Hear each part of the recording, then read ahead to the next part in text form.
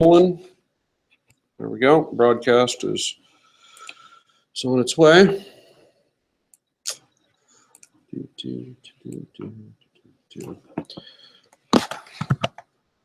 this up in size a little bit. Alrighty, so we have made it to February. Congratulations, everybody. It's February. The world has not ended yet. Hopefully it won't.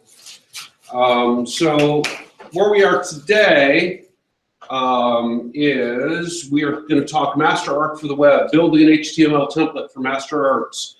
And the exercise, we are going to integrate a visual design into your web page. Now, the visual design that we are going to integrate into your web page is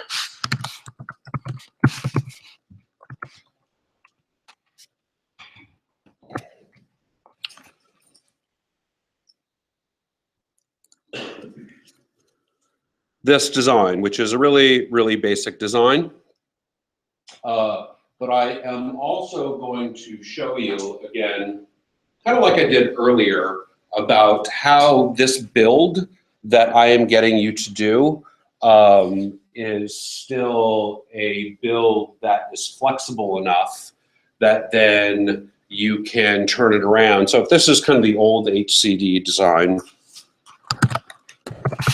the build that we are doing still will take into account and allow you the flexibility to build the design where this image goes all the way out, the navigation goes all the way out, you have this centered content area, you then have a background for a footer that goes all the way out, and then you can use an image in the background of the footer as kind of texture artwork and that kind of stuff.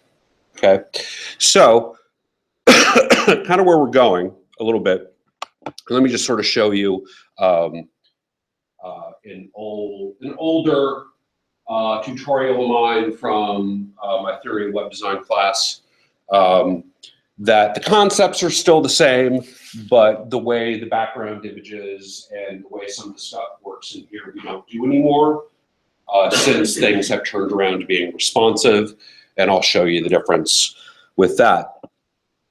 But one way, shape, or form, when you are doing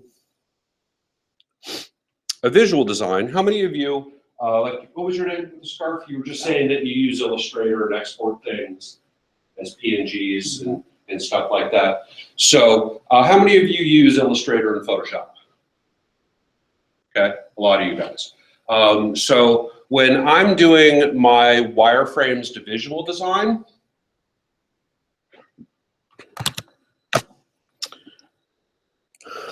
I am then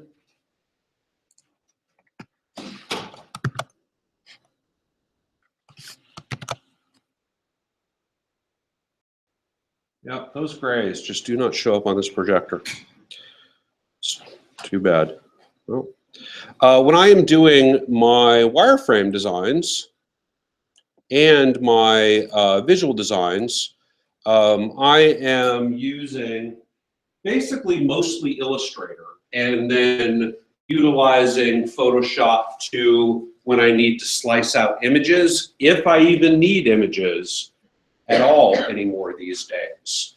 In other words, a long time ago when we were doing things like, if you look at this older tutorial here, right, where this is a screenshot of me having visual design laid out to a grid in Illustrator, and then exporting this file into Photoshop at a 72 pixel per inch resolution.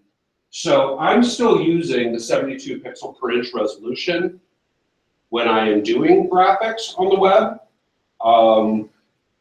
I haven't really explored going up to more into, beyond that range because the lowest common denominator is still 72 pixels per inch, even though we have the retina displays and that kind of stuff. And when we are talking about the viewport, like I was mentioning earlier, does everybody remember when I was talking the viewport, right? In other words, if we ask what's the pixel density of an iPhone versus the viewport when we start doing breakpoints for responsive, from my understanding, the viewport is always calculated at 72 pixels per inch. So that's kind of what I'm sticking with for web graphics in this day and age, if they are pixelated web graphics, okay? Like I said, we are now entering the stage where the scalable vector graphics are becoming much more popular because, well, I don't know how else to say it. Sorry, those of you guys who work at Microsoft, right? But Internet Explorer 8 didn't support SVG graphics. Internet Explorer 9 did. So a lot of times it's, well, what does Internet Explorer, which version back does, will be able to render CSS3 and scalable vector graphics and drop shadows and that kind of stuff, okay? So back before we had a lot of the things like scalable vector graphics and or CSS3 properties, what we were doing was, at least I would, take the whole web page layout and import it into Photoshop.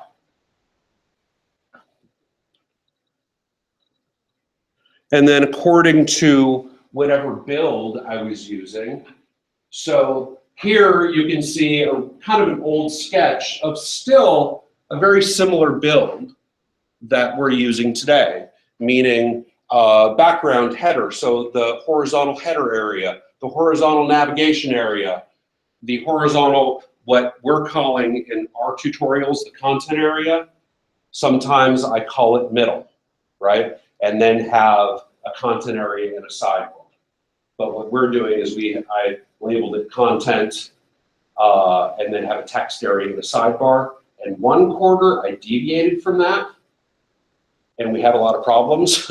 In my tutorials, I went with middle, content, and sidebar, and it screwed a ton of people up because my actual lectures labeled things differently. So I've gone back to just the consistent labels that I'm using.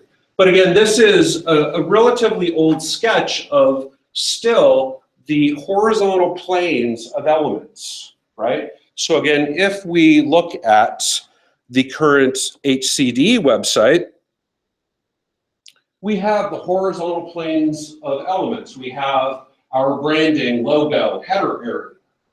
We have our horizontal across the top navigation. We have the spotlight area that has a rotator slideshow that then has a caption, photo, a call to action. Then we have the content area that has basically floated widgets, a sidebar over here, and then lastly, we have our footer area, okay?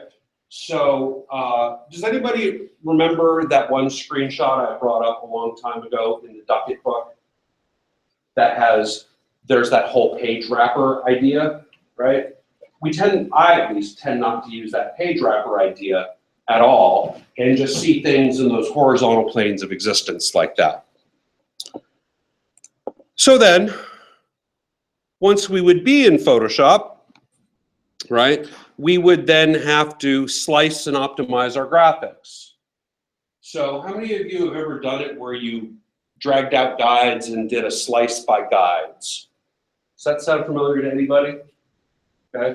So back a long time ago when we were using a combination of Photoshop and Dreamweaver, and let's say you didn't know a whole lot of code, you would do a slice by guides, and it would render the code for you. You'd open it up in Dreamweaver, and you'd start putting text in there, right, using the preview pane. You'd FTP it to the web, and you had yourself a web page. So slowly over the years then, we still were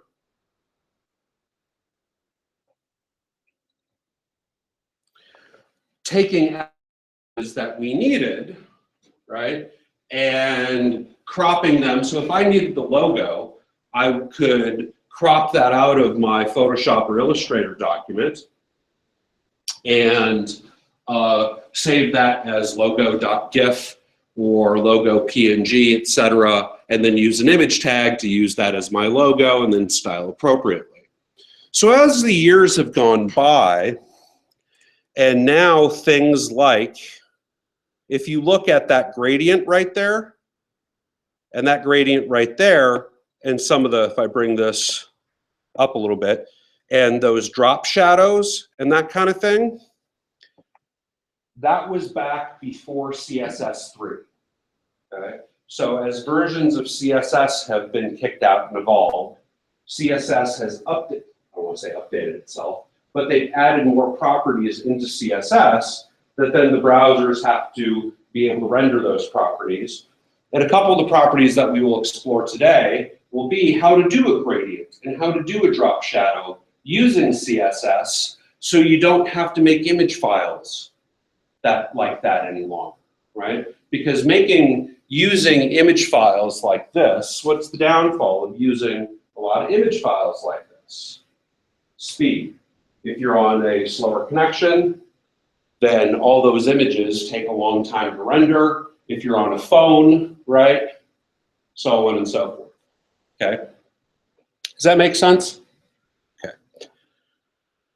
So, but still, if we go to so that was, if you're looking at the schedule, that was the building in HTML from template for master art. If we go to the master art for the web, then basically I'm still doing the same thing where I'm working from a wireframe document that I'm using Illustrator. Now, some people tell me why, or say, why do you use Illustrator for your wireframes? Why not use Acture or Omnigraph or Sketch or some other program like that? And my answer is relatively simple. I've been using Adobe Illustrator since it was called Adobe Illustrator 88. So back in 1990-ish, Adobe Illustrator 88 was my first, when I started using Illustrator. Anybody remember freehand? When I say these kind of things, I really date myself, But freehand was made by Macromedia a long time ago, and then when Adobe bought Macromedia, they got rid of freehand, and I think it was actually Aldus freehand and Macromedia, and who knows? I can't remember the whole timeline. But freehand has gone by the wayside, and Illustrator has still been a power player in this day and age. So for me, here's what I like about Illustrator. I've been using it for a long time, and so for me to create a wireframe document like this, where if I have a multi-page layout that I want to render pages for,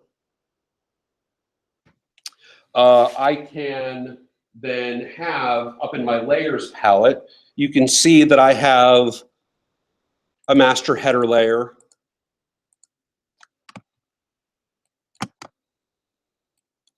I have a master footer layer, right?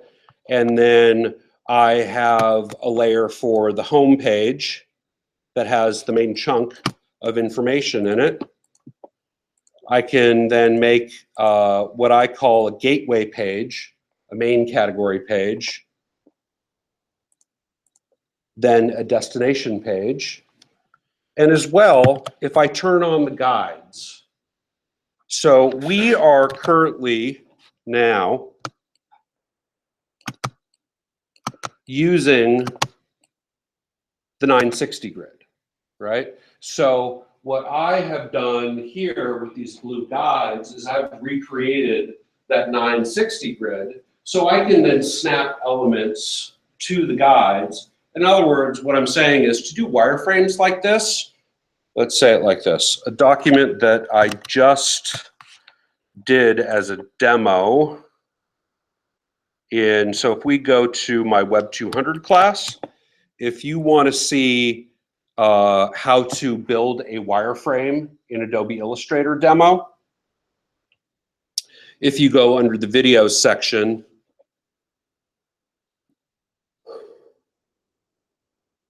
here is a step-by-step tutorial to then create a new Illustrator document and then come out with,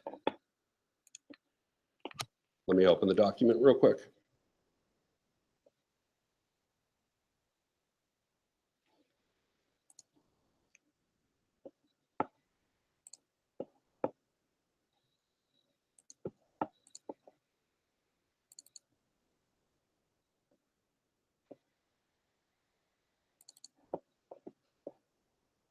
So here is a real basic start of a wireframe document that then is, if we turn on the guides, again, having a 12-column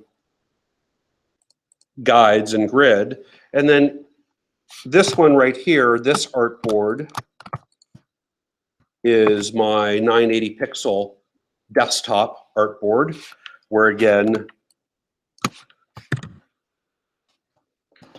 I can draw these elements and move them around as I want to start getting my rough page layout. Over here, I then have a secondary artboard that I don't think I adjusted that, but this is then the mobile artboard where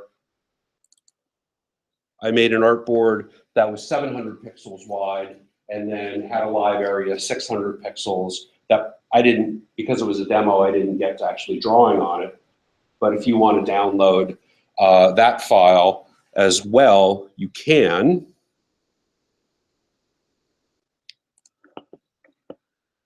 But then the power for me that once I do these wireframes in Adobe Illustrator, what I need to do as a designer, as a freelance designer, I then need to present the client with a visual design study.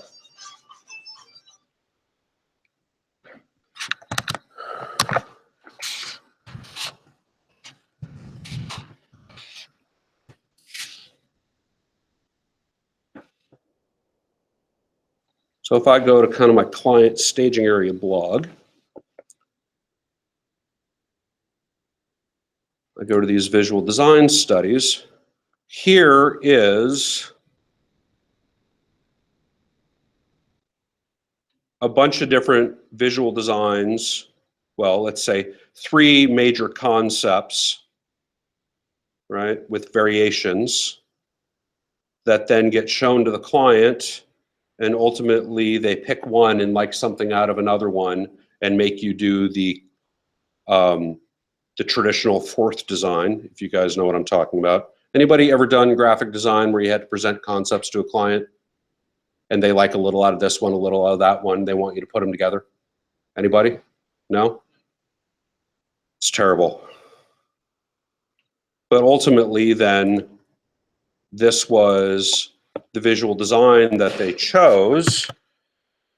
And what I needed to do was be able to, like you were saying, you export stuff as PNGs, right? So this is basically a visual design concept exported, you can see up in the URL, as just a PNG file that they can look at in a browser frame to approve or not. So this was the design that they approved.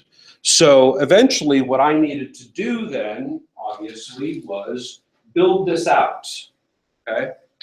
So let's take a look then at how I went from, in other words, one of the things that I like about Illustrator is once I'm done with my content layout wireframe documents, and that's approved, I then need to add visual design into those wireframe documents. So instead of opening up Photoshop or another program and trying to replicate a design, has anybody ever done that? How many of you have ever done visual design in Photoshop? Okay, versus doing it in Illustrator. I would encourage you to do it in Illustrator, because what you can do is use this exact same document to start from, right? Where what I did was, here is then that visual design document that all I did was I took those elements and started elaborating and bringing artwork into it and bringing a color palette into it, okay? Right in the Illustrator document. It's one of the things I love about Illustrator, right? Now, given this design, this is a little bit more of an old school design where, you know, the spotlight doesn't go all the way out to the edges of the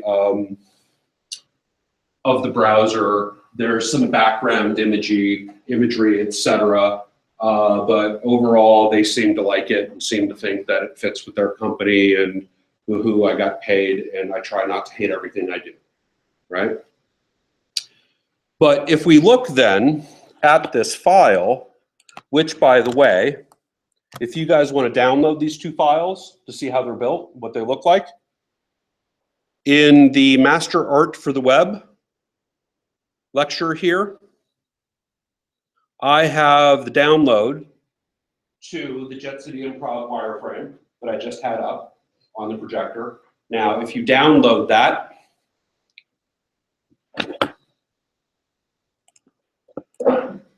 you'll get a folder, you'll get a zip file that when you open, it also does have a font, Celtic Roman, that you'll have to install, right? And for the visual design then, if you want to download that visual design, there's the link there, right? Just to kind of see how things are built. But where it comes to what we're going to be doing here in the HTML world is this. So, have any of you ever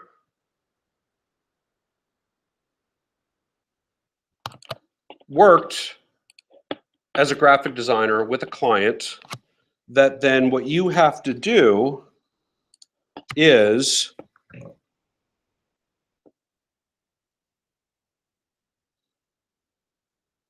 use the colors out of their logo or the typefaces out of their logo? Does that happen for anybody? I got no graphic designers in here, do I? Anyone? A little bit? Well, let's just say that if you did, it is quite ordinary that if you are doing a web design for a client, that they have a logo and a color palette and somewhat of an existing brand. If you think, just one word, one tip, if you think that their logo sucks, don't. They may love it. They might love it, they may love it, and you may just be embarrassed as all hell about it, right? That's gonna happen, just keep your mouth shut. Do yourself that one favor, okay? Oh look, my dad liked something on Facebook. Let's close that. So if you do, what's likely to happen here is that you're going to have a logo that then are going to have associative colors with it. How many of you have ever heard of the Pantone matching system? Again, you're not graphic designers, so Pantone matching system. If you are ever working in the print world, let's say it like this. Well, let's just go to the Our Visual Design for Your Web Page lecture here today. What we are going to do is we are going to need a color palette, right? So if we are going to go and build to the University of Washington guidelines, right? We have to adhere to University of Washington guidelines in terms of the color palettes, typefaces they use, and how to use them, etc. And then a couple of years later, they'll change it, and our stuff will look outdated. I've noticed that the University of Washington likes to change their color palette a lot. So, but I'm still going to use the old one for demo purposes. Okay. So here is then a screenshot of. Let's actually open that in a new window. New tab. Of the University of Washington color palette. So you'll see, again, if I point at the screen, people at home aren't going to be able to see what I'm pointing at. But if you see on the screen then, you will see a couple of different color declarations. PMS 273, hex, with a pound sign and a number. PMS 117, hex color value, okay? PMS stands for the Pantone matching system. So if we look up Pantone matching system,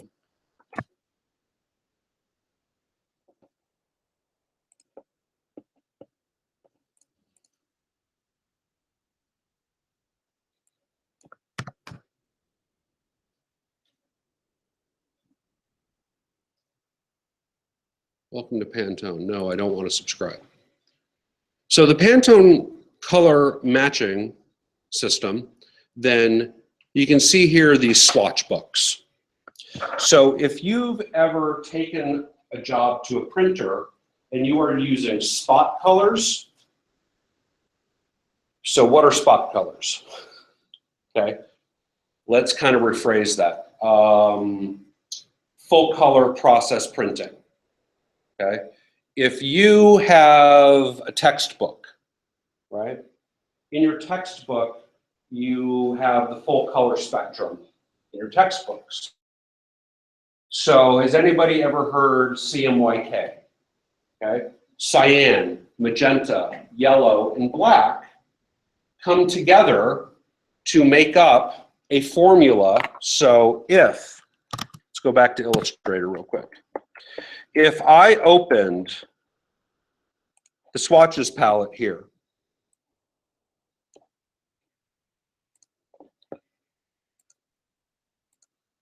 you'll see that I have in this color palette JCI red, blue, so on and so forth, yellow, whatnot. So if I open up this JCI yellow 2, oops, I didn't want to select something and do that. But if I open this up, this color up,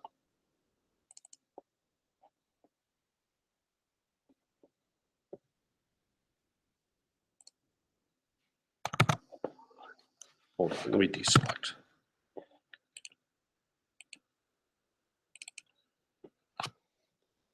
If I open this color up, you'll see then a few different formulas in there. HSB, hue, saturation, and balance. RGB, red, green, and blue. CMYK, cyan, magenta, yellow, and black. And lastly, the hex color. Double F, double C, double 0. Okay? CMYK is basically when you do full color process printing, the printer runs a cyan as an ink, magenta as an ink, yellow as an ink, and black as an ink that then comprise the full color spectrum. How many of you have ever done silk screening? Again, no graphic designers in here, right? If you've ever done silk screening, you lay down one color at a time, right? So you have to pre-mix that paint or pre-mix that ink, right? That is essentially what a spot color is, okay? So in the print world, if we are using spot colors,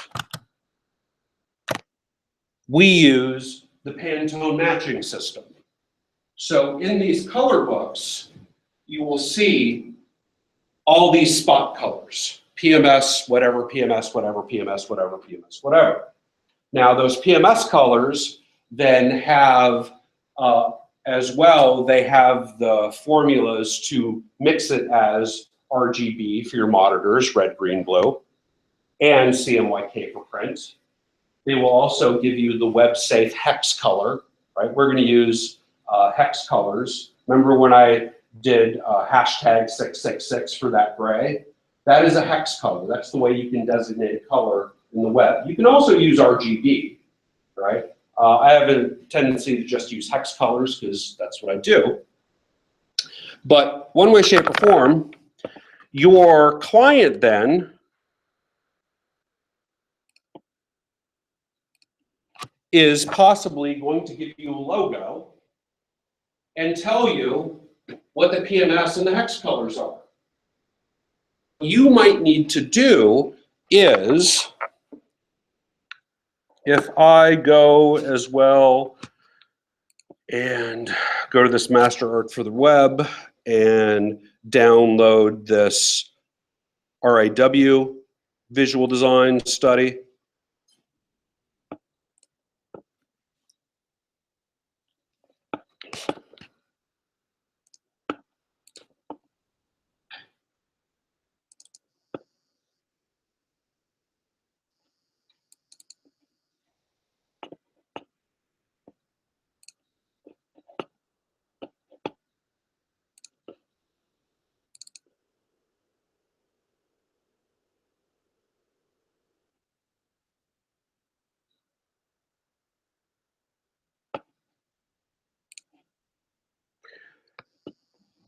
I'm not going to bother updating the fonts or whatever.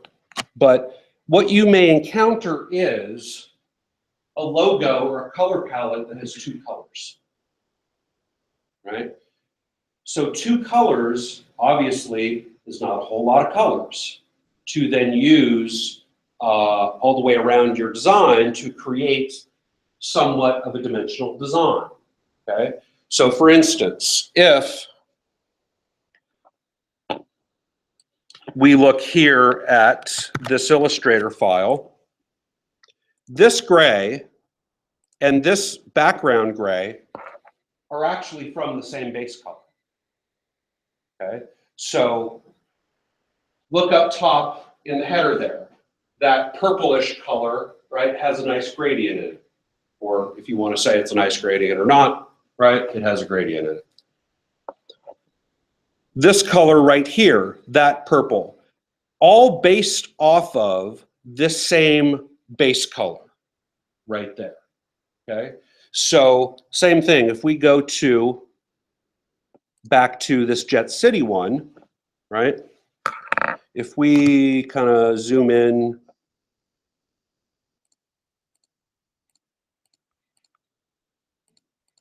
here, right? This yellow is, you can see it down here, the branded JCI yellow, right? But to get a little bit of dimension, like in this ribbon, right, the kind of shadowy part of the ribbon, this then, JCI yellow, has also been converted into a series of tints and shades, okay? So what we're going to do is then use that series of tints and shades to kind of expand our design a little bit while still keeping the branded colors. In other words, if you go outside the branded colors box for the artwork of the website,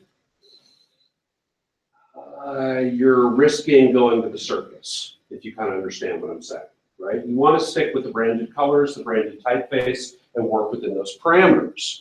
So an easy way to do that then is if we have, going back to this, if we have then, let's see, PMS 117 or hex color C79900. We go to this one, HTML color picker, W3 schools. A way then to expand your palette while still staying in brand is to then use a series of tints and shades like this, okay? So in Illustrator,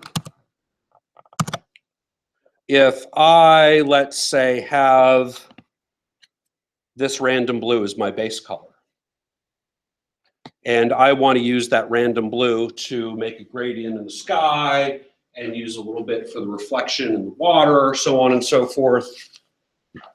What I would want to do then is I would want to convert that random blue to, if I open up the color guide palette, come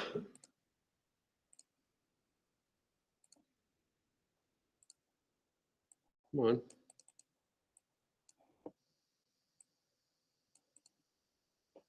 Why are you showing me all the yellows? What is going on with the new version of Illustrator? They screwed a whole lot of things up, didn't they? Shades. Oh, there we go. So if I use that random blue, in Illustrator then, I have from black all the way to this tint that then if I wanted to, I could select all these. Let's actually go back to the random blue, right? And I could then select all of these and move them into my color palette, right? So that I would have all of these tints and shades to work from. In the web world then, we are going to need to come up with all these hex colors. Okay, so if I want to then use PMS 273, which is hex 39275B, this one link here, this color palette creator from Slayer Office, this is what I recommend. Because what I can do then is pop in that base color right there. Let's bring this up on the screen a little bit. I can pop in that base color in the screen there. So if we just went and got rid of that URL right there and went to their default, right? If this is the hex color, then these are all the tints and shades of said hex color that I can use in my design while still keeping a branded web page, okay? So if I then use 37275B, great. Here's what I'm going to do. You can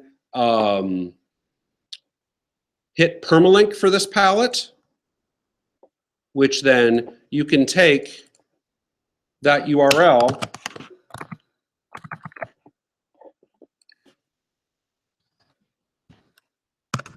and here in the style sheet then, I might want to make a comment, purple, and put that URL there.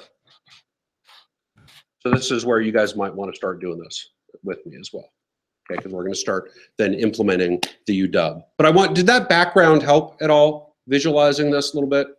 Or is that just a complete waste of time? Helps you a little bit, right? If I want to then use this yellow, C79900,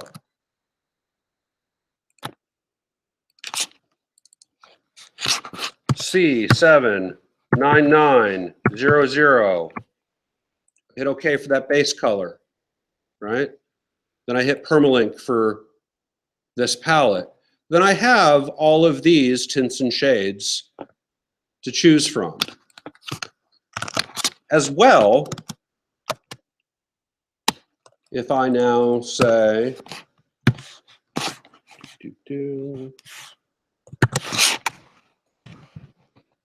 bold, I am also giving comments to myself here of what the root hex colors of the palette are.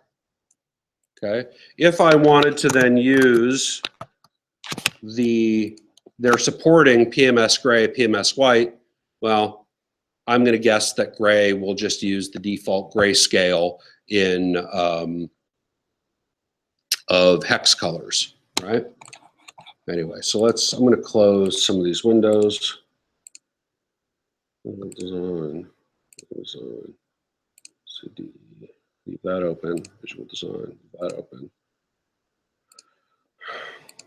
Wireframes.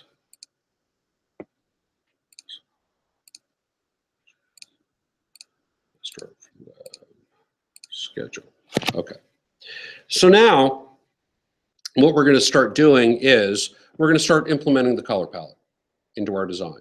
Okay. So currently, if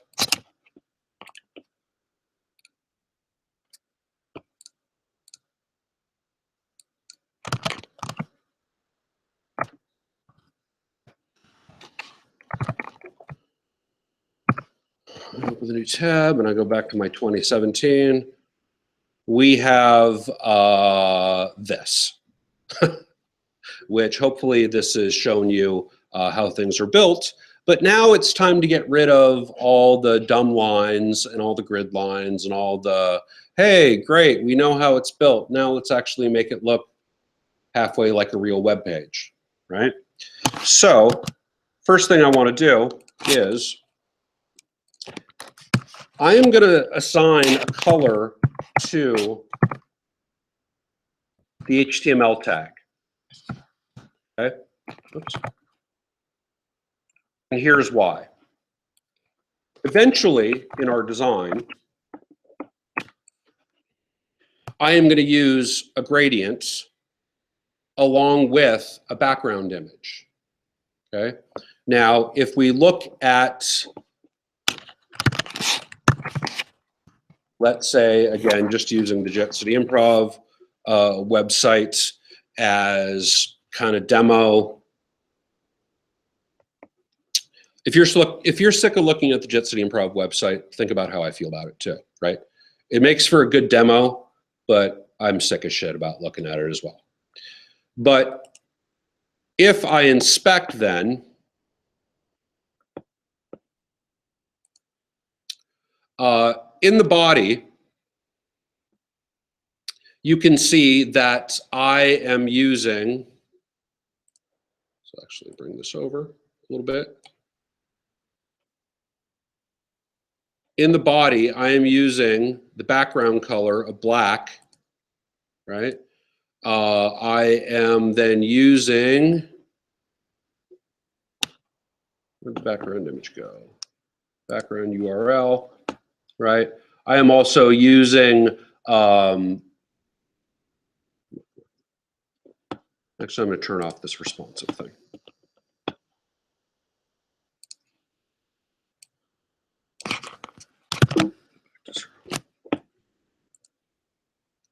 I am also using these background images up there. I'm using this body 1600. I am using this body shim. So if I actually go look at those two images, I have them in my background folder or my images folder, body 1600.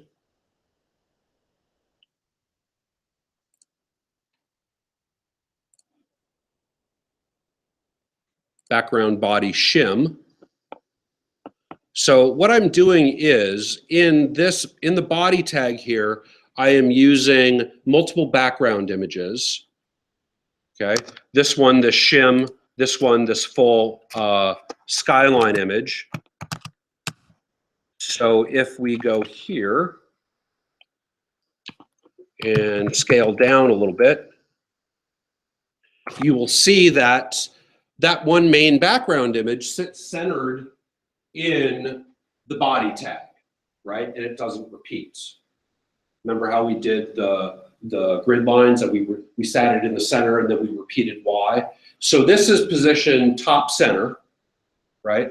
And then behind it, there's that background shim that goes all the way out across, right?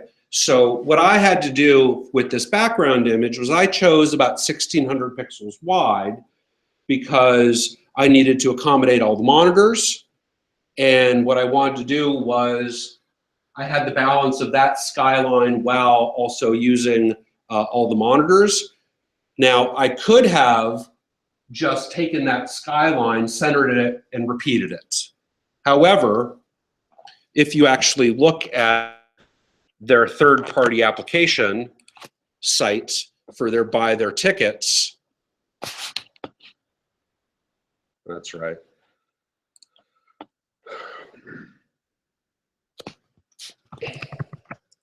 That's what they did here. And ultimately, I chose to use a background shim behind it, right, for the rest of the color outside, because I didn't want to end up having 2 Mount Rainiers and 2 Space Needles accidentally, right?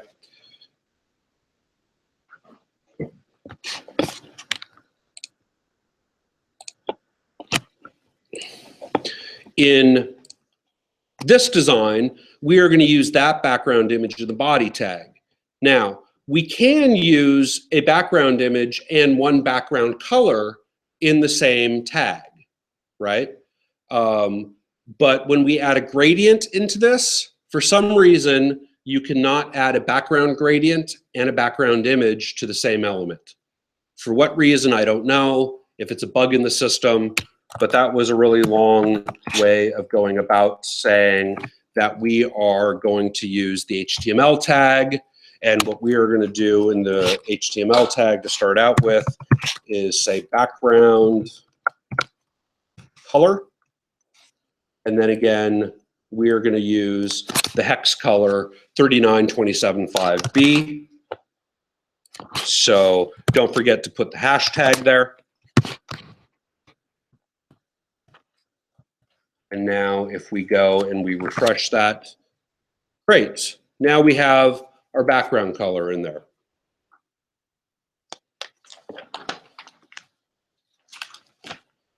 So according to the lecture, so now I'm going to start kind of going step by step here by this lecture. So already right now we've created our tints and shades palette that if we need to go back and get those hex colors, we can. We should have something that is now starting off like this. So basically, let's start cleaning it up. So we've done the background color in the HTML tag. And now let's start to modify our page divisions, okay? And what we want to do actually is, for the time being, right, we have our grid in the body tag, right? And repeating in the body tag. However, that's going to be kind of a little bit impractical. We always still want to, in other words, as I'm working on things out there in the live World Wide Web, if you will, so let's kind of go to my personal blog. As I am designing things and adding to, etc., I still want to keep that grid in the content area for reference, that if I ever then need to do some kind of new UI component of some sort, I can always go back and refer to that grid. So if you inspect my blog here, and if we go to the middle div, see right here where it says background image, 12-column PNG, center, repeat Y, etc. Well, notice the slash and the star there. So basically,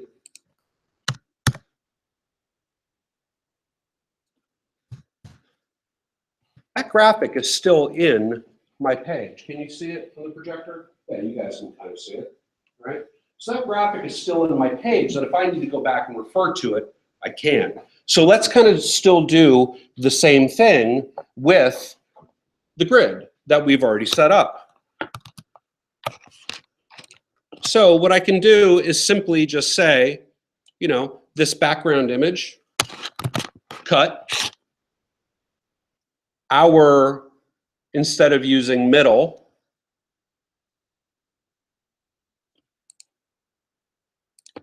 we're using the content area. Go ahead and paste that there.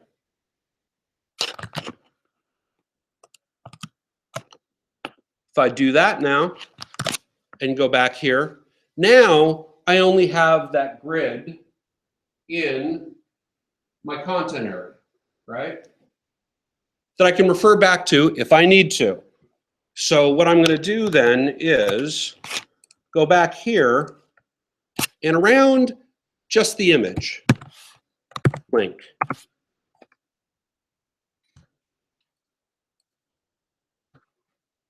Is it just the image link that I did? Should be.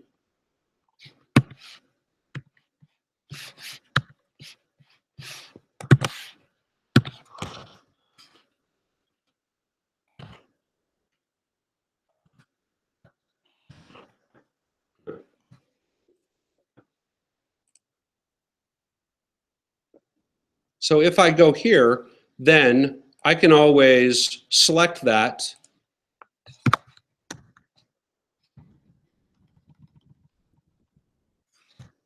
and comment it out, right? Or uncomment it live to kind of see things. Or at the time, if I'm working on it, just uncomment it.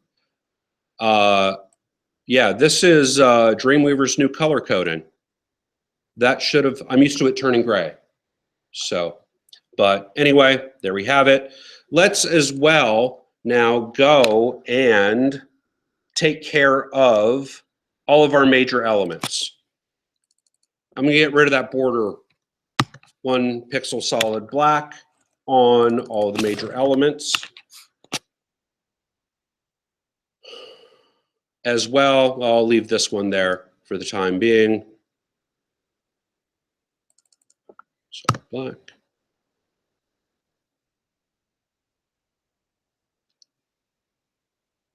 Footer. Black. Save.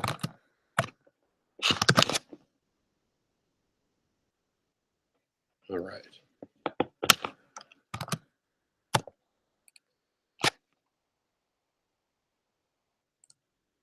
Let's now, in the content area, we have a background image, but we can mix a background image and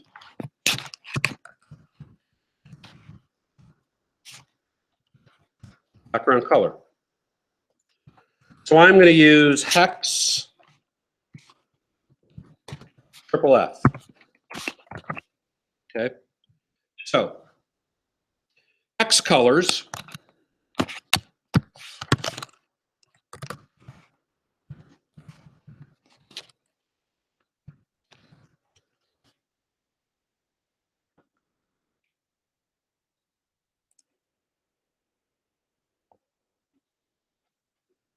goes back to that same page. Hex colors typically come in a series of 6-letter number combinations. If, for instance, it's FF0000, we can write that shorthand F00. Okay, so for the hex color for white,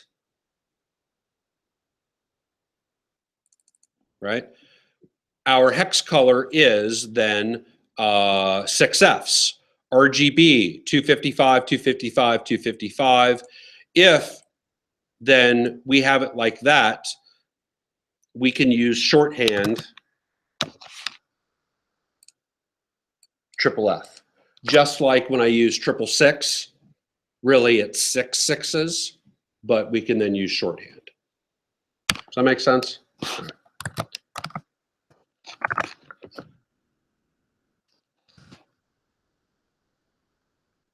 All right. So now what I want to do is, we've already kind of given some color and some rollover effects here to the navigation, and we have our logo. We're going to pretend this is our logo, and we have our footer down there. Let's kind of go clean that up, and let's start. In other words, what I'm basically presenting to you guys at this point in time is a rough build that then you guys can go modify visually however you want to, right? You know, even for this class, you don't, I mean, follow along with the design that I'm doing and then go and play with it later and that kind of stuff. But basically, again, if we wanted to replicate the HCDE design, okay, well, let's replicate that really quickly. what I would want to do is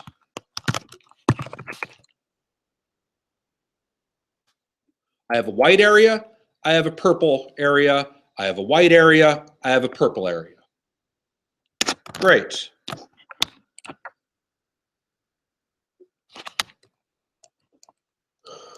Header.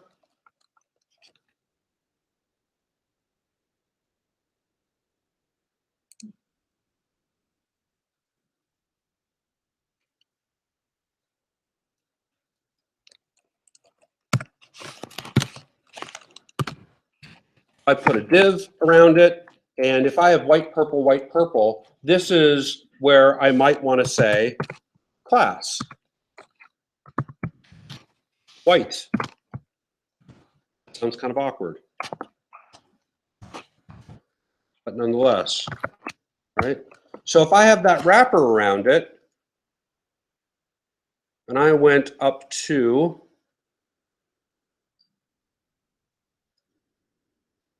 header, and I can even just do classes up where I say red text. I could do class of whites.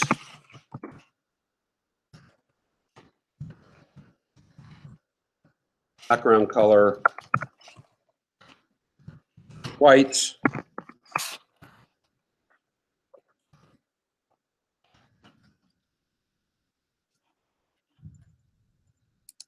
They're bowling again, right? So I could make that white go all the way out to the edges if I wanted to.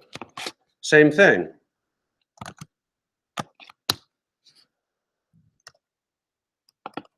Content. I could put a wrapper around the content area.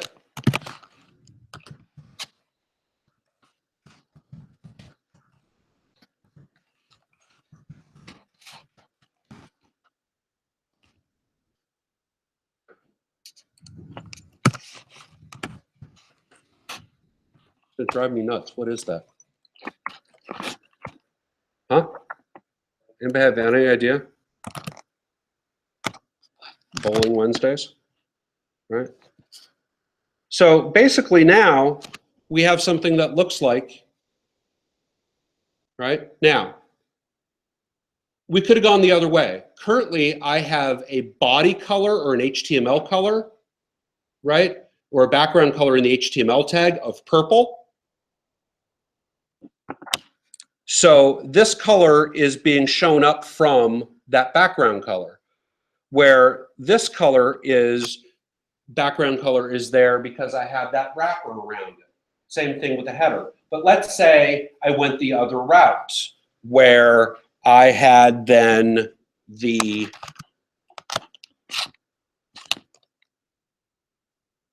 instead of background color here, I'm just going to comment that out real quick.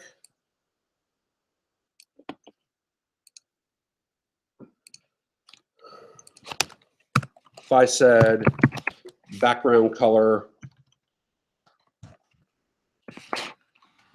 white or F, right?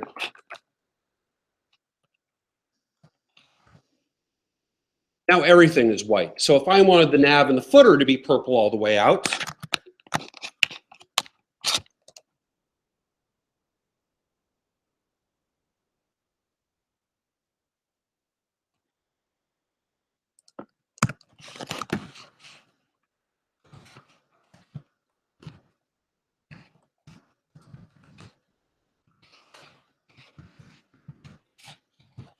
I could put a wrapper around my navigation.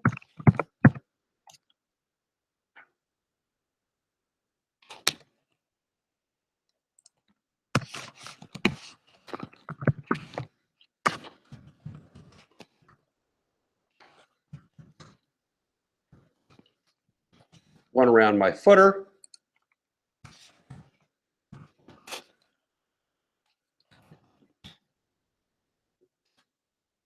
Go back up here and then say the class of purple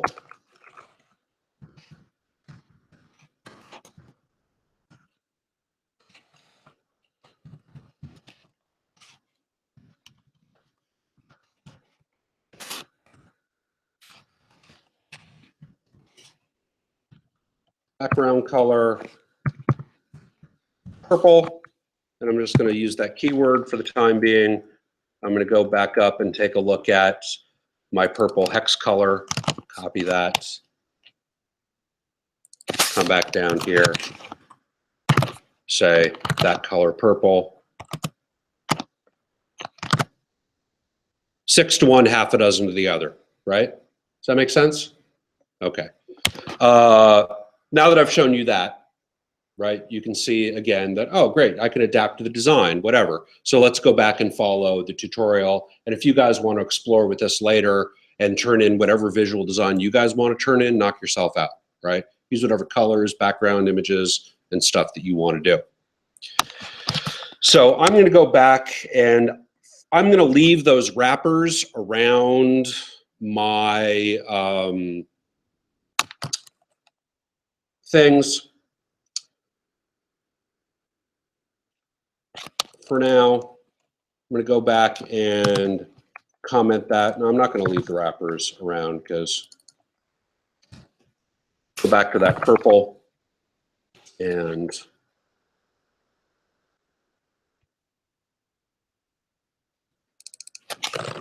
rid of that, rid of that.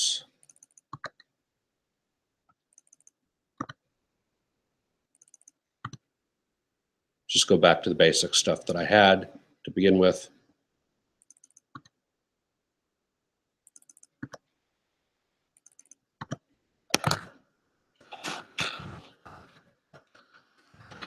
Back here, great. So what I want to do is I want to make this headline up there white, and I want to move it over a little bit. So again, remember, my outer boxes are 980 wide, right? So this white area is 980 wide and has this 20 pixel kind of margin padding on either side. So what I want to do is I kind of want to move these things over to that one line right there. So I'm going to start, first of all, instead of saying Mike's new web page, which sounds kind of dumb, I'm going to go with just going back to Mike Sinkula. Now, on your logo, it is typical that your logo is always going to be a link back to your home. Okay, so what we want to do is around the text here, anchor tag, href, index.html, right? And again, pay attention to the opening, the closing, and the syntax of href equals double quote, closing, and then around the text there, we want to close our anchor tag. So what's going to happen now that we've done that? Well, our anchor tag has the gray and the underline because remember that just for default, we kind of got ahead of ourselves the other day and started exploring color here with this anchor tag, right? I am going to temporarily just comment that out. And if we go back and save this, okay, Dreamweaver, I don't like this because I have commented this whole thing out and this should be gray right here.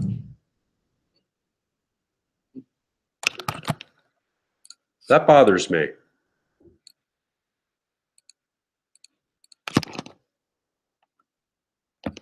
Whatever.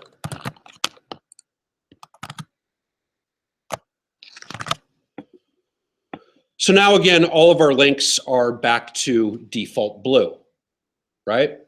So what I'm going to do then is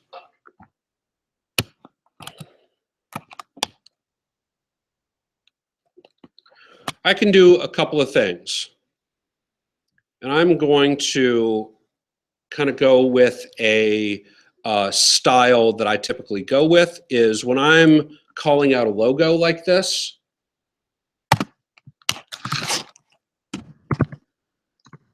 sorry. ID equals logo. Okay. I will typically put ID logo because that's kind of my one. Again, it's one of my major elements. It's always going to be there on every page and be there only once.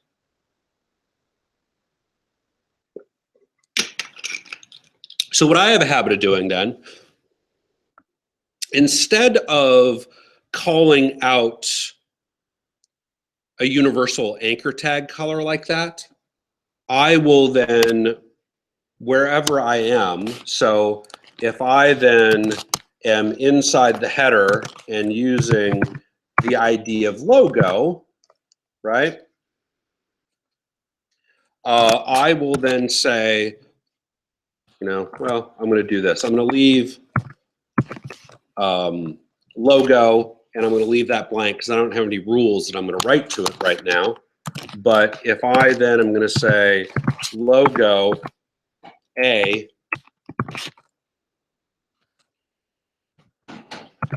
color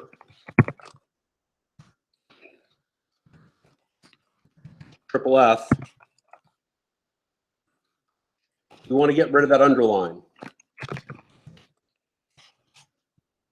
Text decoration, none.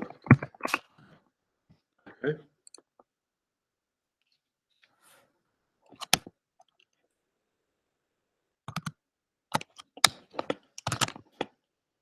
So now my link here is now white, no text decoration under it. But when I roll over it, I want it to become yellow. How am I going to do that?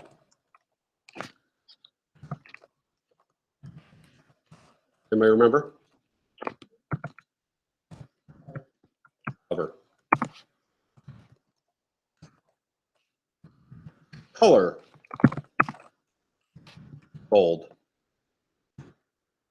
But instead of the keyword gold, I'm going to go back up to that gold. Oops. What am I doing?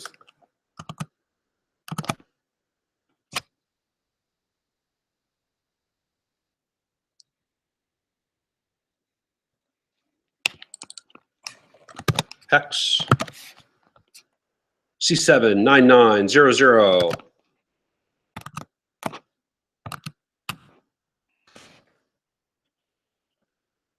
Now when I roll over it, it's that kind of dark gold. But again, I want to bring this all the way out to the edge there. So on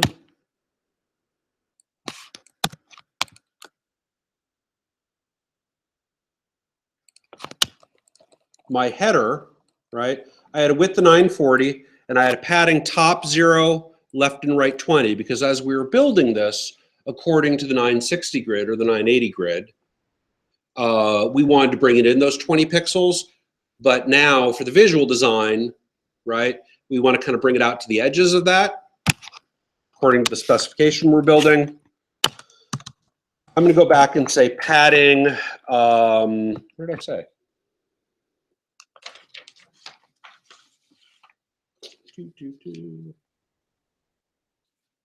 Yeah, that's what I thought I did.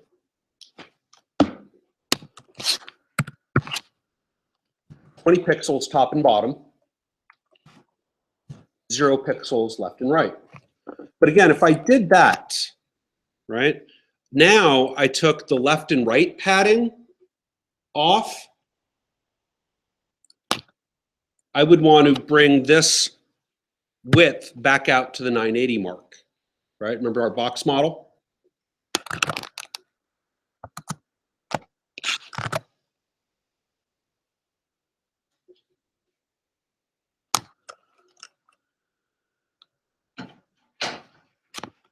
$20 on the bottom.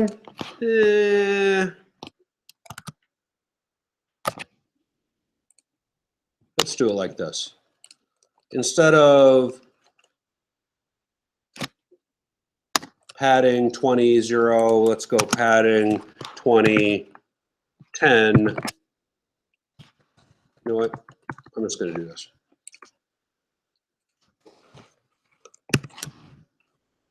Padding top, 20.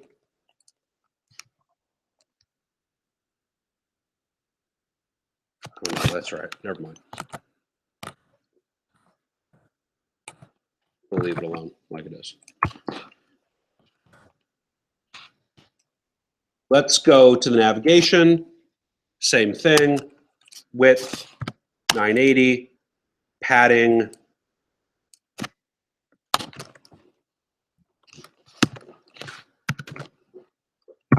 20 pixel top and bottom, left and right, 0.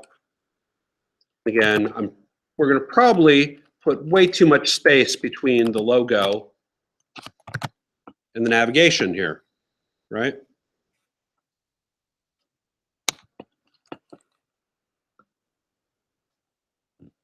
I did change it to 10, didn't I? Let's go back, change that to 10.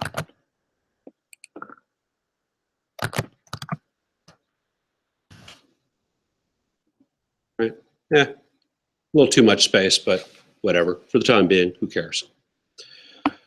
Now I want to move all of these over to this left edge. So again, what we did last week was on the UL tag, we did text align center. Okay, so what that did was, let me draw a border on the navigation. Border, 1 pixel, solid white.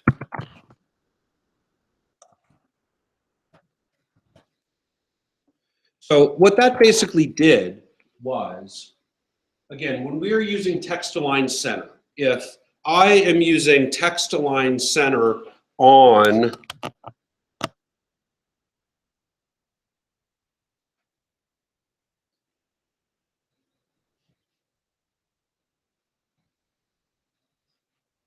felt a shock. Whatever. Probably just bumped my thing over here. So if I use text align, again, there I go pointing at the projector again. If I use text align center on this UL tag, right? Maybe I should actually put the border not on the navigation. Well, let's do it on both. Copy. See how they look in space. So if I say text align center on the UL tag, what it's going to do is it's going to text align center the children elements. So that's how we got our list items to sit then dead center inside of our UL tag, right? And last week there was something that, remember when I made things 25%, right? I thought to myself, oh, 25%, if you divide 100 by 4, that's 25, right? And then I thought to myself, well, why isn't the 4 things fitting in there? Oh, I just must have made a math error. Afterwards, I realized what the math error was.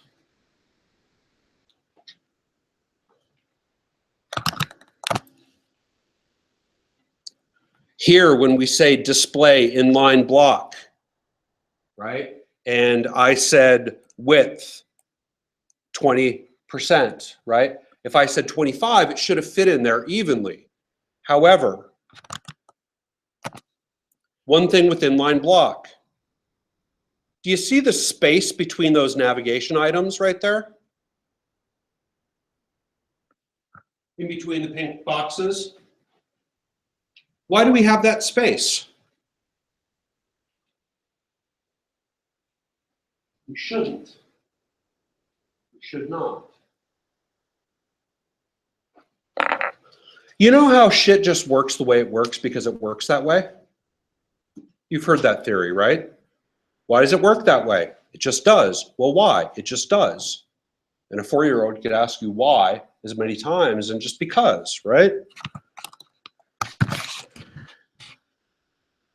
Inline block pixel bug.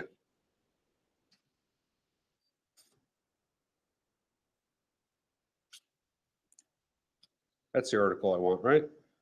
One on CSS tricks.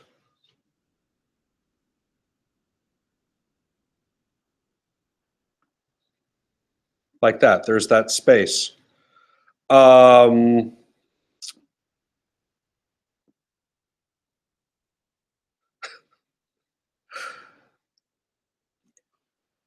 could use comments like that to remove the space, which is really dumb. Yeah, look at your face, right? Like what the negative margin right minus 4 pixels.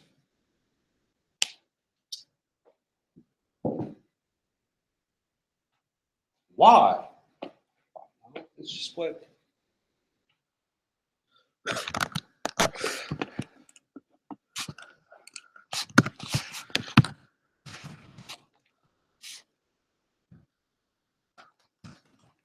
Right, minus 4 pixels. I think I thought of that on the way home in the truck after I dropped you off.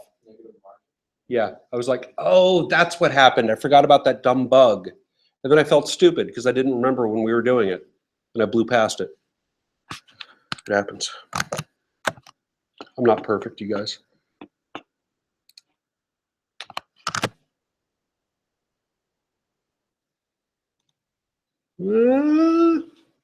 Close enough.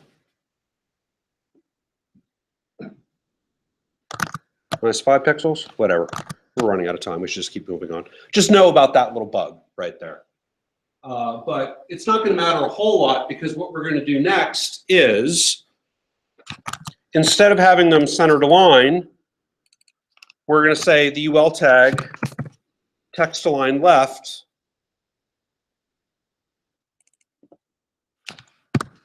text align left, or if we don't even say text align left, right? So let's do it like this. So now we hit those text align left, right? There they are, left aligned. They're kind of spaced out a little bit too much. So that's where that whole width of 20%. And now, even though I put margin right minus 4, guess what I'm going to do now?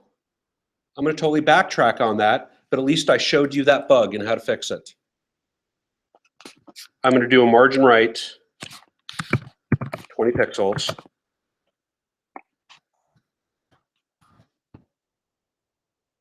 Right? And now we have our elements like this, right? And so I'm going to go relatively simple. And according to what I had in the specification, and I'm going to get rid of my little borders, my border white there, my border white there, my border magenta there. So if I go here and there, right? Now I have basically my navigation items like that. But again, I want to follow the same visual design, real simple, like I have up there. So I am going to change my navigation UL, LI, A,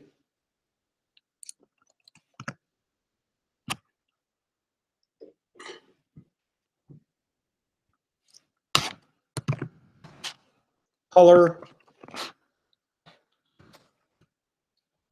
triple F for white. I'm going to get rid of this background color. Again, when you guys do your visual designs, you can explore whatever you want, right? Make it look how you want to make it look.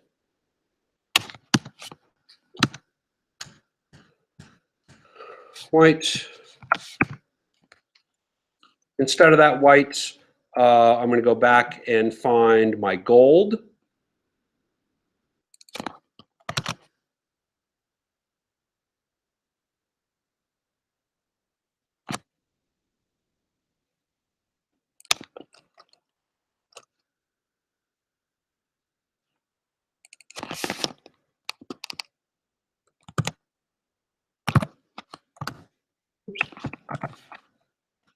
Okay.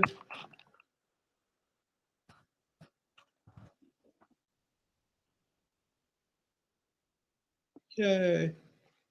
I'm going to get rid of now this little what happened up there, and I'm going to style my headers.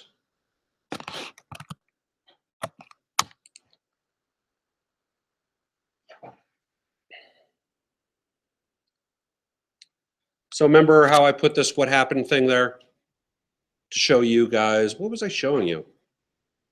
Some kind of, I don't know, I'd have to go watch the video what I was showing you.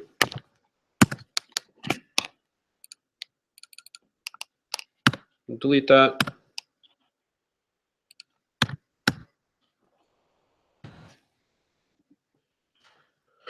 My headlines. What color for my headlines? What do you think? Purple. Right?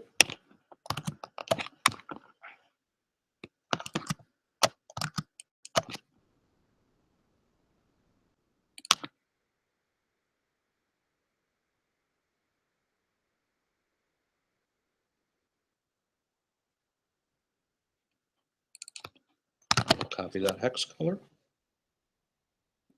And now I only want headlines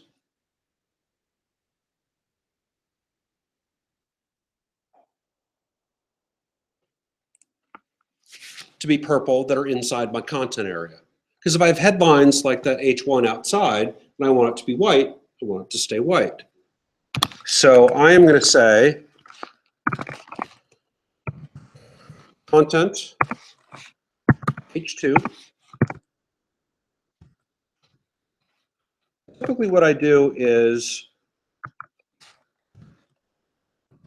again, it may be overkill, but I start to get really specific with my declarations, meaning I don't necessarily do all the declarations with general H2s, general H3s, general H this, general H that, right? Up here, I did that earlier, right, with the font sizing. So I'm actually going to cut, because that's not typically what I do, but we hadn't done, I don't think we had done divs at that point. I'm going to cut those out of up top there. And I'm actually even going to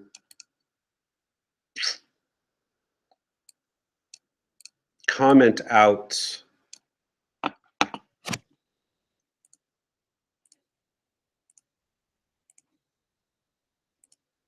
again, it did the same thing there. I don't like their new comment system.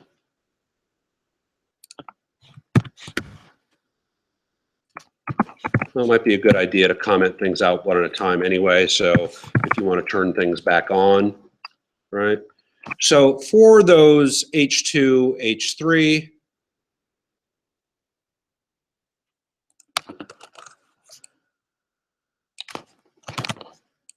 and actually, I had the H1 as my logo. So here's the thing.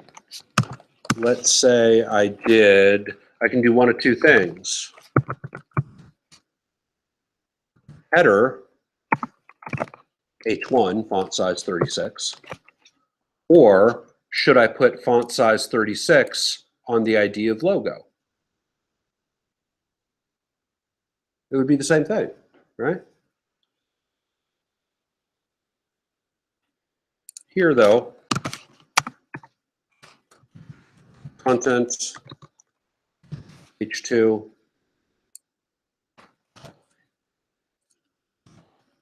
content, H3.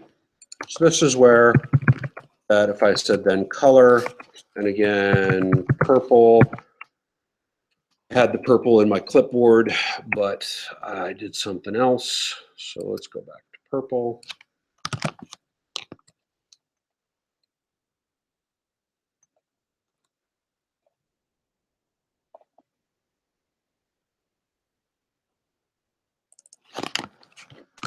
Hex color, copy.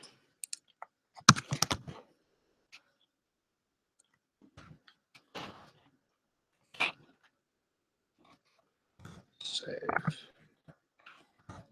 All right. So now I have this H2 and these H3s, purple. But again, what I did delete was, remember how, if we go back to our visual design lecture, once I got down to styling my headlines here, and again, I'm kind of not following things exactly in my script one after the other, but when I got down to doing the headlines, I used a bit of space before and space after. Do you remember me talking about that the other day? I think we talked about that. Did we not? I'm going to guess no. No? Okay. If we go to my settings type for the web lecture,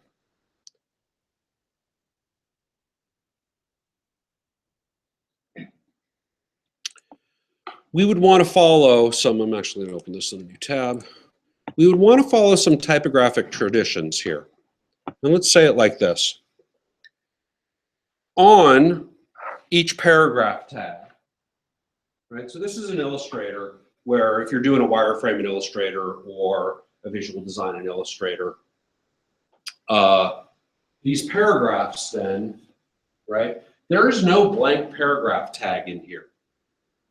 What it is how many of you, when you are writing like in a Google Doc, how many of, I think I asked you guys this, how many of you indent the first line for a new paragraph? What do you do instead? Space between paragraphs. But if you were to put an extra return, right? Basically what you're doing is you're adding an extra paragraph return in there, okay? So for instance, if I went back to Illustrator here and went to the wireframe document,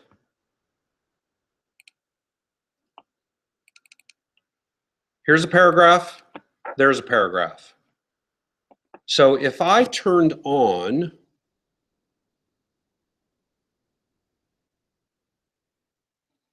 show hidden characters, these are the paragraph returns. Notice there's no paragraph return. In other words, I'm not doing this. Okay?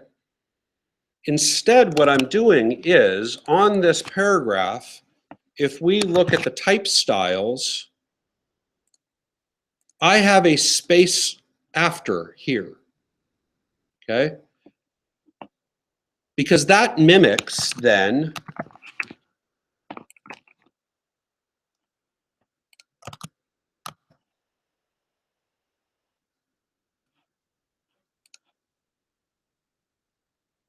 this space right there between those paragraphs.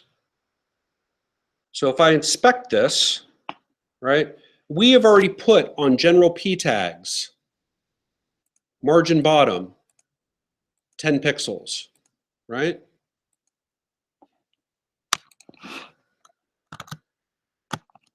Let's actually go and take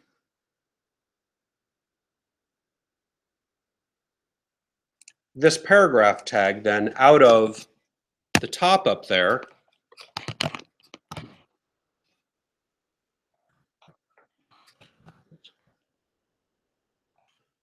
And let's start declaring what paragraph tags look like in the content area.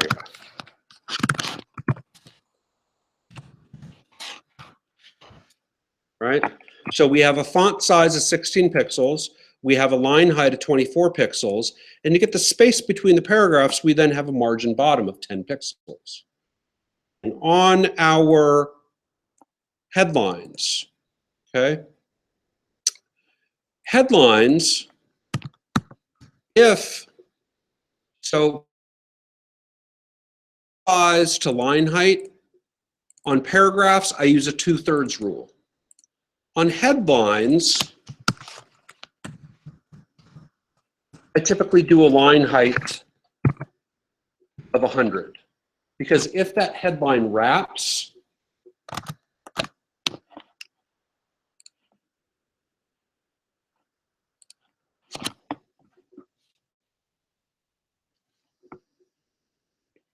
like this.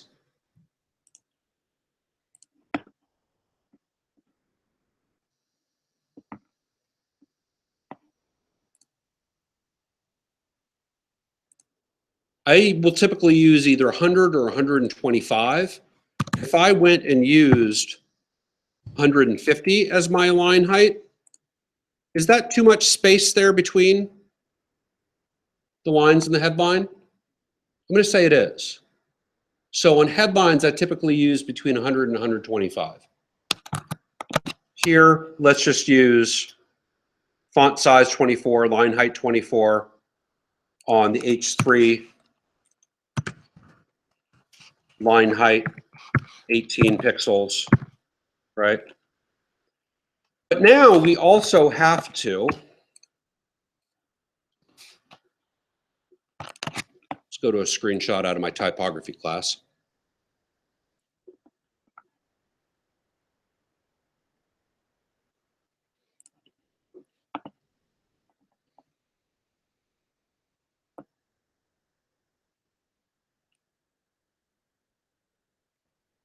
Right? If we were doing things in print, line height or leading, we could go 14, 14, 32. In other words, the measurement from baseline to baseline. But in CSS, it's very hard to do one line at a time. In other words, to get this leading from, in other words, we would have to declare on the last line of this paragraph a leading of 32. We would have to declare on the headline a leading of 16 and then back to 14. It gets kind of difficult, right, with the way we have things set up. So what I've started to adhere to instead is to get those spaces is space before and space after. Is this ringing a bell? We went over this, didn't we? We didn't? I teach so many classes, I have no idea what I say in one and not the other.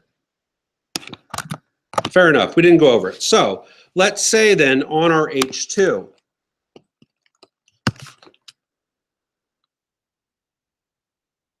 top, 8 pixels.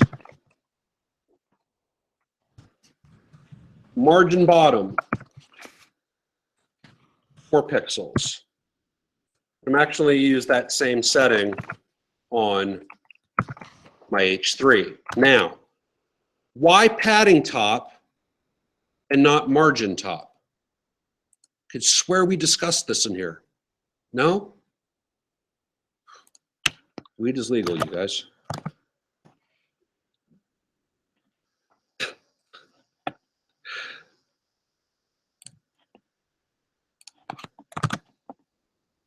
Here's what happens.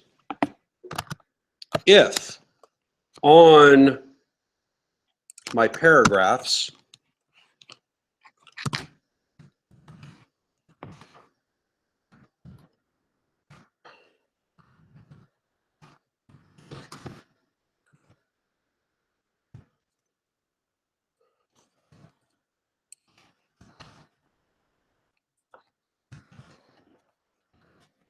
so if I put borders on my paragraph headlines, right, here's what it's going to look like. That 10 space between paragraphs, that space 4 between the headline and the next paragraph. Here's the padding, remember the box model, the padding inside that header. Well, if I change padding top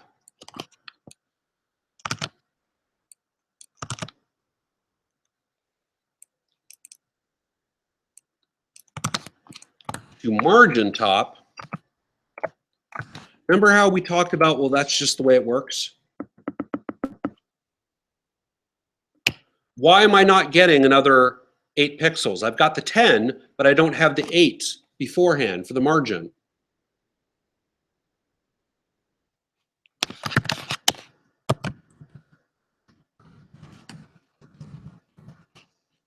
Collapsing margins.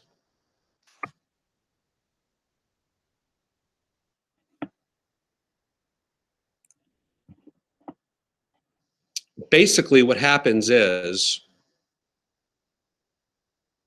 adjacent siblings, if I have a margin top and a margin bottom, I believe the bigger one wins. That's dumb. I wouldn't do that if I was designing the system, but that's how somebody designed the system. So therefore, I'm stuck with padding top as kind of a hack.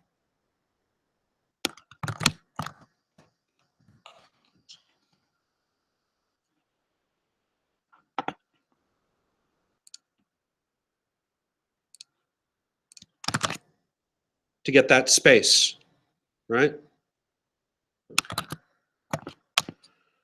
Get rid of our borders. And let's deal with the last couple of things because we're running out of time here. Shouldn't have talked so much about Illustrator. Let's do the bullets over here. Okay. There will be a time that you do want bullets, but you want custom bullets. Like, let's say,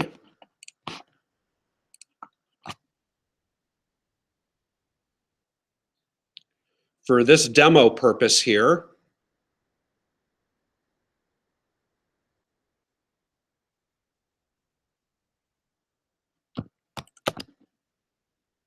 can you see the little triangle there? So if you download this, save link as,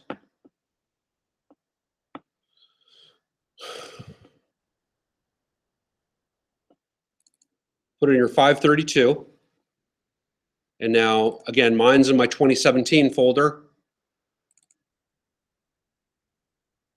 I'm going to just put it in my images folder.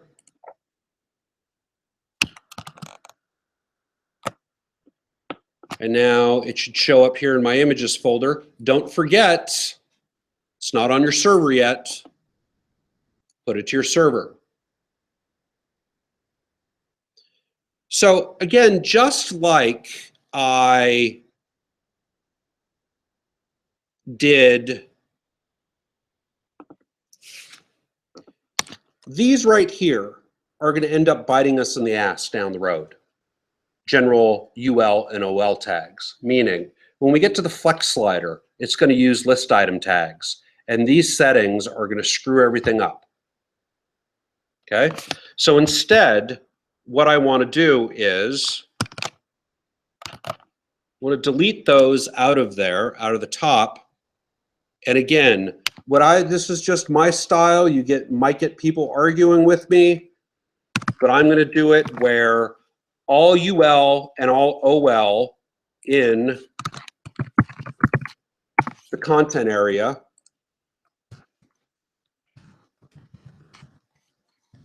have the margin bottom of 10, and all list items in only the content area are font size 16/24. So we should see no difference in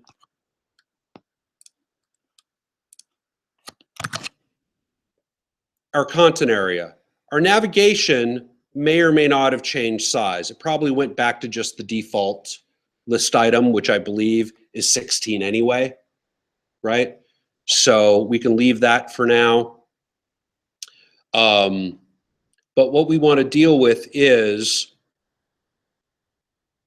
maybe we want to set things over a little bit. But to start out with, let's do this. All list items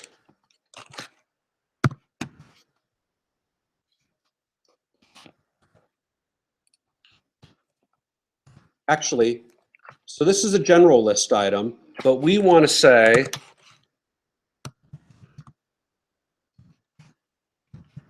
list items that are only unordered list items. Remember that we have list items that are also ordered list items. For our unordered list items, we want to say list style image.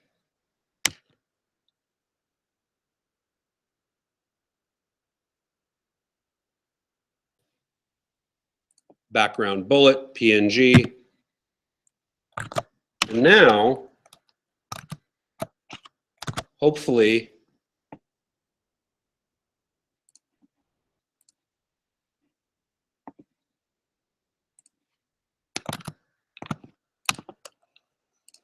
the style images, let's see what's going on.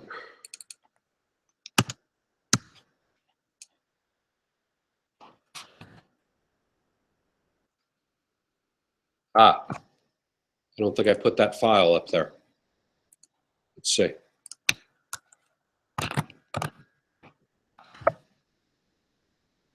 Oh, an error of some sort. What's going on? Let's take a look. LI, list style image, bullets. Oh, there it is.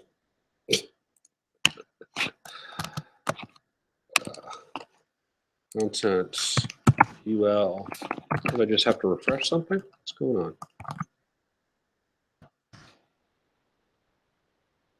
There we go. Okay. Now, on the list items in the copy area, we pushed those over a little bit, right?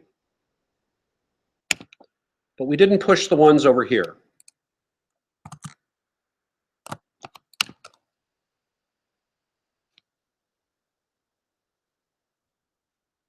Let's see what we did.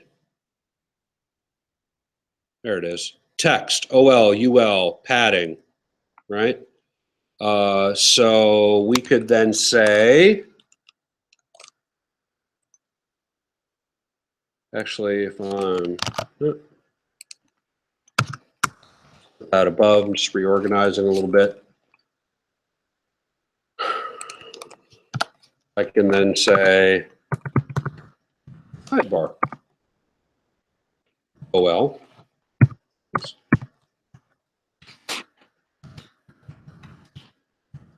Sidebar, UL.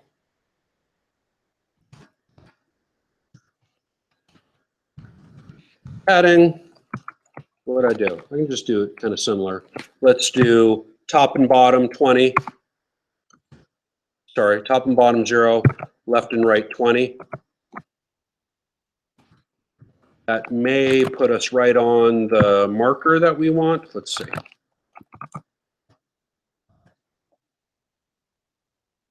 It's not directly on. In other words, if we really wanted to be, you know, so if we go to our content area again, and we're just inspecting this again.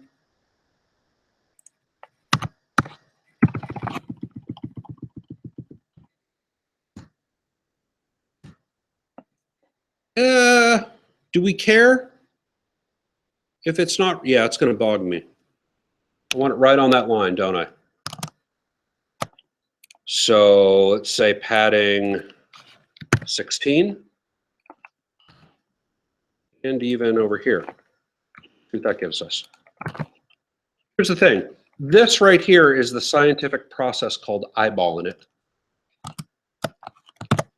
Where, again, we have, whoops, we got rid of the grid. Let's go and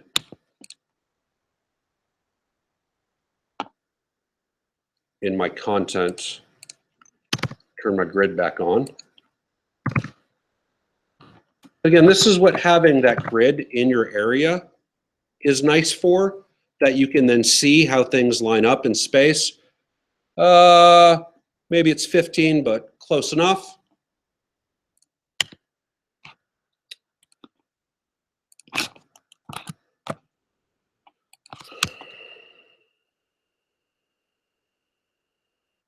Okay, we got 2 more things to do.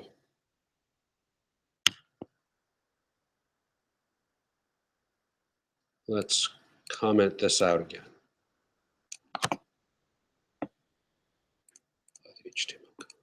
Actually, we have 3 more things to do, but a couple of them we can do later.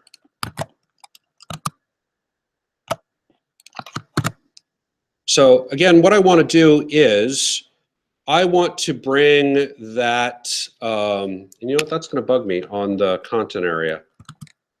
I'm going to go padding all the way around on the content area, 20 pixels. And you can do it what you want. There we go. Oh, that looks a little better to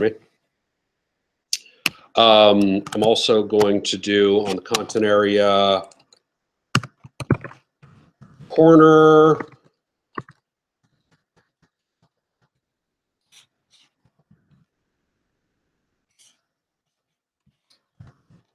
It's corner radius, isn't it?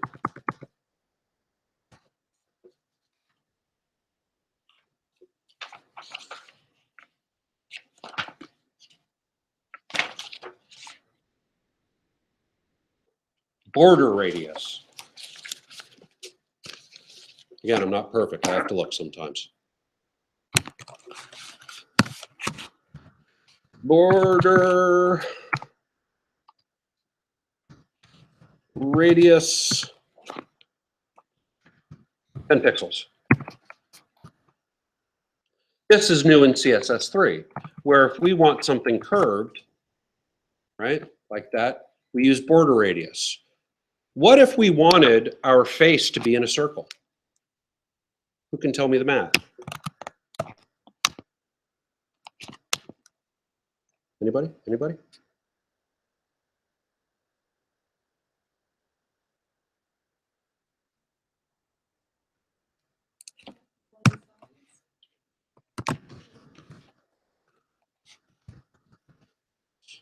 What do you think? You guess.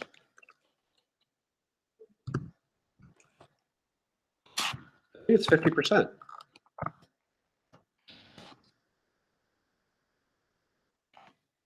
Now we can look so trendy and our face is in a circle. You see this everywhere, right? Okay, moving on. Background file and then gradient. In our body tag, we want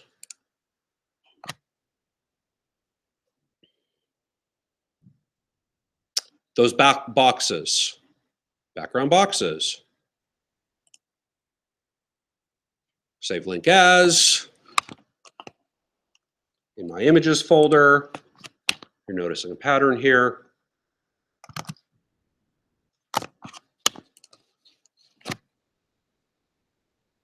Background boxes, send it up. Let's go to our body tag, background, image.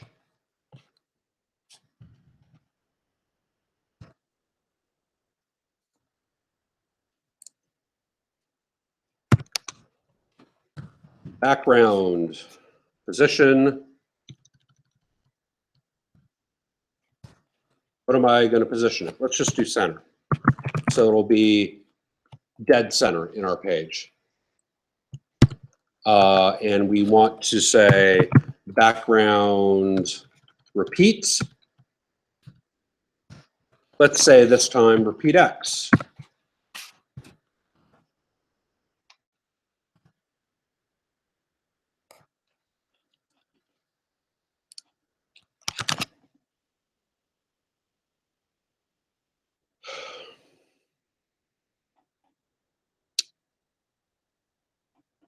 Let's do this.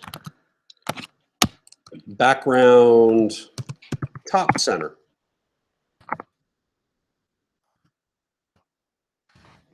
I think I put in, yeah, I put in enough space up top. Yeah, let's do that. Lastly, let's put a gradient into our HTML tag.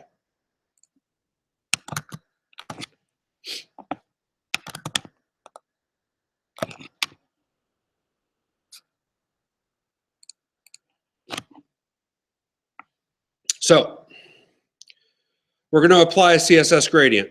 Now, you can see here that we have, let's say, we haven't really discussed this, but for a while, as some browsers rendered things differently, see where it says Moz linear, right? This is the setting for Mozilla, Firefox, WebKit,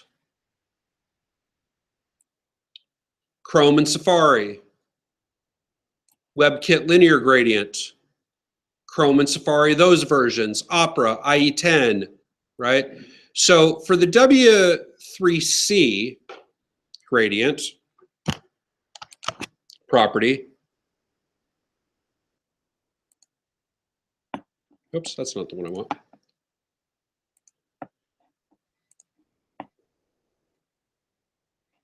Let's see what that, Colorzilla, no, it sends you the same thing. Let's do it like this. I guess I don't have that link. CSS gradient.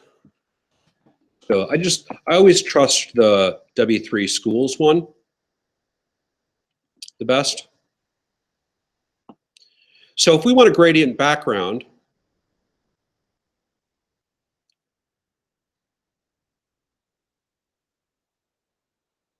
we can basically say background, linear gradient, whatever direction we want it going into, color stop 1, color stop 2, etc. Okay, so again, if you want to make sure that you are covering all the older browsers, you would want to go and declare stuff for all the older browsers. You will see this all over the web in style sheets from a few years back where they weren't supporting everything. But the standard syntax, we can just say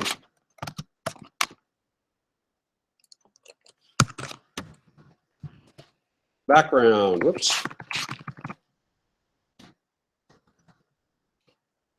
Come on.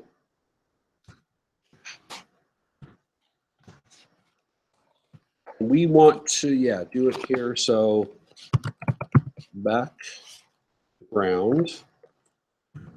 linear gradient, and we want to put our color stops in there. So this is where then we would go back to, so if this is our normal purple, right? We want to go from one purple to another purple. So let's go back to this URL.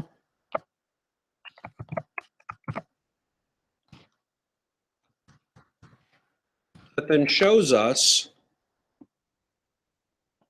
let's go with this darker one right there.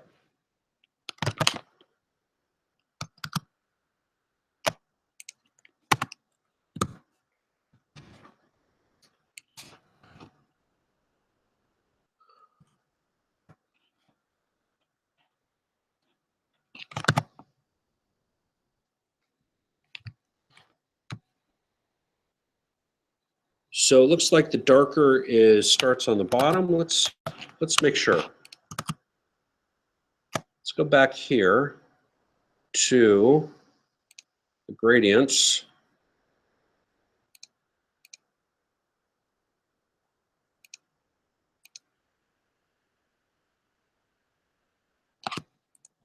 There it is. Let's go light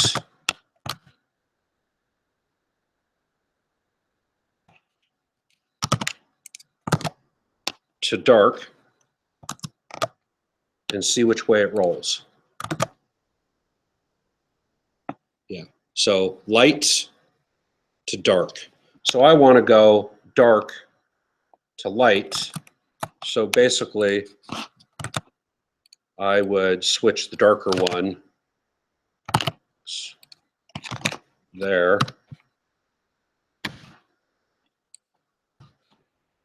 I'm just going to use the standard syntax here. Now, I'm not sure if you really can see the discrepancy on the projector. But anyhow, yay, you have a visual design.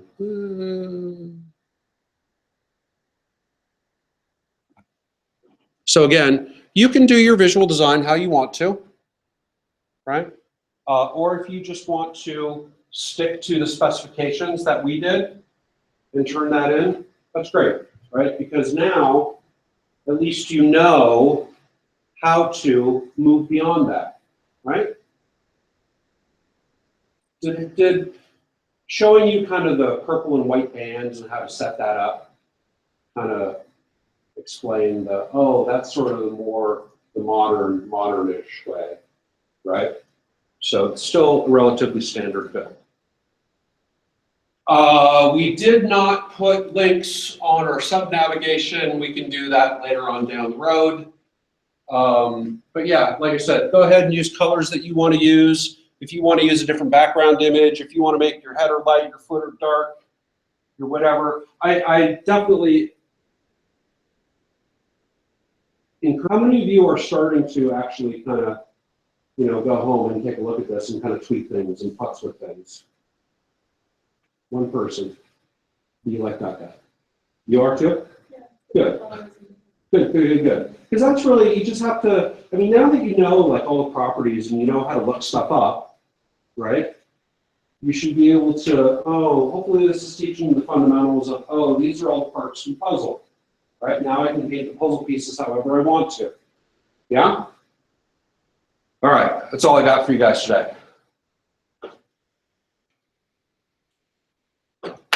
Thank you. Thank you. I always appreciate a good slow clap, just in case you're wondering. My son does that to me now. He's 6 years old, and he's giving his dad a slow clap. And so I'll post this code to Git here. So let me do that while I'm on video or recording this for those of you at home. Like, hi, Ann. I think it's Ann or Annie or Anna. It's one of those. I'm horrible because I'm totally butchering it, but whatever. HCDE532. So again, it's going to tell me that these are new images and that my index file has changed. So I am going to go back to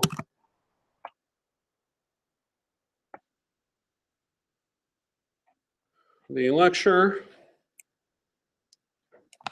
copy, go back to the GitHub, put in my visual design for your web page, commit and sync master. So it is now, you can see the little arrow up here rolling. And now if we go to, again, if you need to find my GitHub repository, remember on my website, this icon right here, the OctoCat, takes you to my GitHub. And if you go to repositories, HCDE532, in 2017, index.html. Here you can now see the updates that we worked on today in case you need to go back and say, what do you do? What do you have that? Have you guys been going through my GitHub at all? Yeah? Where you guys are so stellar class, right? And you leave and you don't have to touch this again until next week. All of you are doing that, right?